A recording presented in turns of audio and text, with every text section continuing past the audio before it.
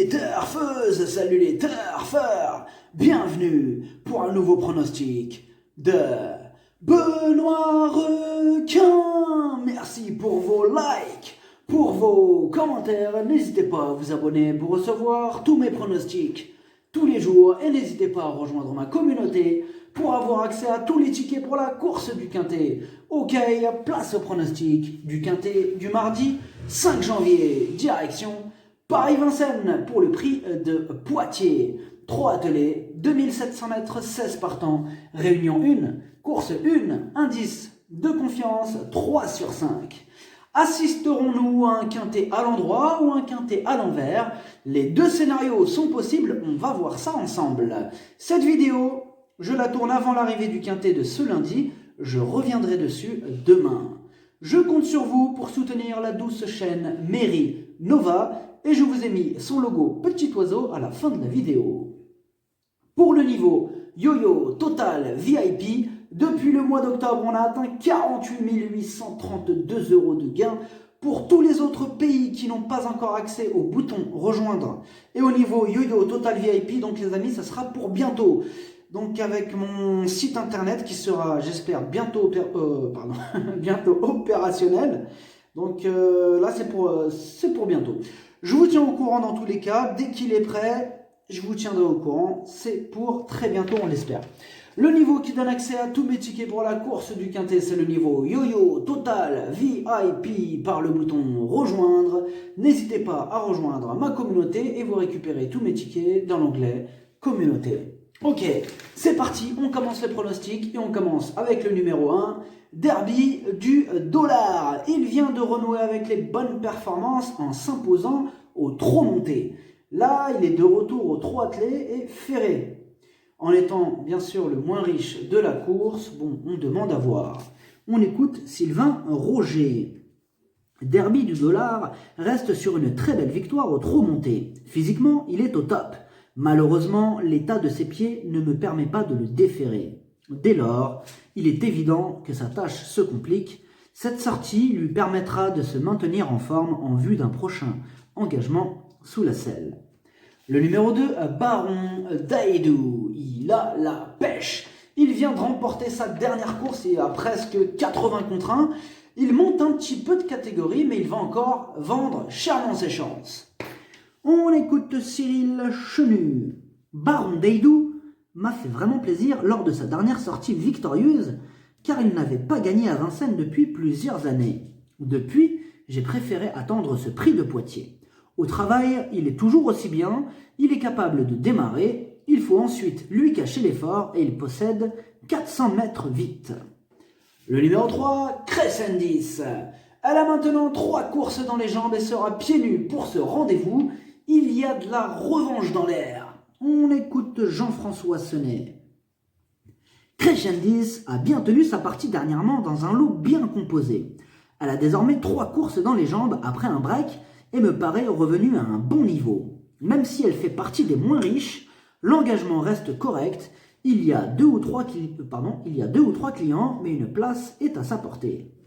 Le numéro 4, Charme de Star. La régularité ne fait pas partie de ses principales qualités, mais il évoluera déféré des 4, contrairement à sa dernière sortie, réhabilitation en vue.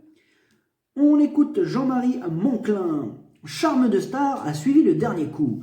On ne peut pas dire que sa tentative est encourageante, il manque de volonté. Pourtant, il donne satisfaction le matin. Mardi, je vais certainement le munir d'un bonnet fermé, il sera déféré des 4 pieds, j'espère le voir se réhabiliter, il trouve des conditions favorables. Le numéro 5, ce retour d'Oscar.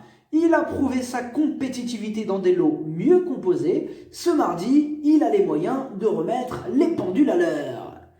On écoute Ludovic Guiton. Ce retour d'Oscar n'a pas terminé loin des premiers en dernier lieu. Il n'a pas démérité. Depuis, je n'ai pas fait grand-chose avec lui. Il sera de nouveau déféré des 4 pieds. Je vais peut-être le courir sans enrainement. Avec un déroulement de course favorable, il est capable de faire partie de la combinaison gagnante. Le numéro 6, Big Boss. En 11 courses, seulement 3 fois à l'arrivée, il a besoin de parcours sur mesure pour accrocher des places. Là, ça sera encore une fois une question de parcours. On écoute Hervé Chauve-Lafay. Big Boss manquait d'une vraie course à Cagnes dernièrement. Depuis, il a travaillé de bonne manière. Il montre aussi une belle souplesse et de l'envie. Il ne démarre pas très vite, mais ce n'est pas forcément un trop gros handicap quand on vient sur les autres. Quand on vient sur les autres. Il n'y a pas les jeunes ni les étrangers, il peut se placer. Le numéro 7, classique, Hautfort. C'est un spécialiste de la disqualification et comme d'habitude pour ce casseur de tickets, ce sera tout ou rien. On écoute Christian Bijon. Classique Hautfort s'est encore montré fautif en dernier lieu. Il n'a visiblement pas apprécié les œillères plates. À l'entraînement, il affiche une bonne condition physique. Il va apprécier ce parcours et l'engagement est très favorable, mais il doit avant tout nous rassurer. Il peut toutefois être retenu en fin de combinaison. Le numéro 8, Bachera Dumoulin. Sa marge de manœuvre est mince à ce niveau. Il faudrait la défaillance de plusieurs chevaux en vue pour qu'elle puisse espérer gratter une place. On écoute Émile Fournigaud. Bachera Dumoulin m'a donné satisfaction en dernier lieu. Adrien Lamy lui sera associé à nouveau d'ici peu lors d'un engagement aux montées. Alterner les deux spécialités ne lui fera pas de mal. Elle vient de me rassurer un peu. À l'attelage, à ce niveau, elle fera son possible. Une petite allocation serait déjà bien. Le numéro 9, Brainstorm. Sa discipline de prédilection, c'est le trot monté. Dans ce lot, il fera partie des gros outsiders. Je l'écarte. On écoute Franck Boismartel. Brainstorm n'est pas au mieux l'hiver et se montre vieillissant. De plus, il n'est pas performant à l'attelage et n'apprécie plus la cendrée de Paris-Vincennes. Je veux malgré tout le maintenir en condition. En attendant les beaux jours, vous pouvez l'écarter. Le numéro 10, Défi Pierre J. Il est régulier ces derniers temps, pieds nus pour l'occasion. Rien ne s'oppose à ce qu'il continue sur sa belle lancée. On écoute Léo Abrivard. Défi Pierre J a encore très bien couru dernièrement sur les 2100 mètres de la grande piste. Il se montre très régulier et ne déçoit quasiment jamais. Mardi, il fait face à un bel engagement sans concurrent étranger. Sur ce parcours, il faut lui masquer l'effort, mais il va encore terminer dans les 5 premiers. Le numéro 11, Digne et Droit. Il fait de son mieux en course avec l'aide de Franck Nivard. Il peut encore donner du fil à retordre à ses concurrents. Attention à lui. On écoute Pierre-Alain Renwalt-Boulard. Digne et Droit était un peu sale après sa course du 14 novembre. Aussi, le mois suivant, il n'avait pas travaillé fort avant sa course. Avec le 9, j'avais demandé à son partenaire de partir vite et le reprendre. On a reculé, mais il a redonné un bon coup de rein.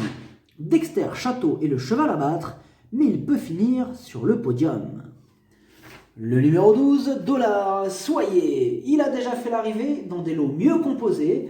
Il a donc les moyens de renouer avec les bonnes performances. On écoute Grégory Torel. Dollar Soyer a été déclaré non partant dernièrement, mais il n'y avait rien de méchant. Il avait connu une baisse de régime après un bon début de meeting. Il est depuis environ une semaine à Grosbois où il a bien travaillé en vue de cet engagement favorable. Il court bien frais, j'en attends une bonne performance. Le numéro 13, Calou Renardière. Il enchaîne les échecs et là on a surtout besoin qu'il nous rassure. Le numéro 14, Dexter Château.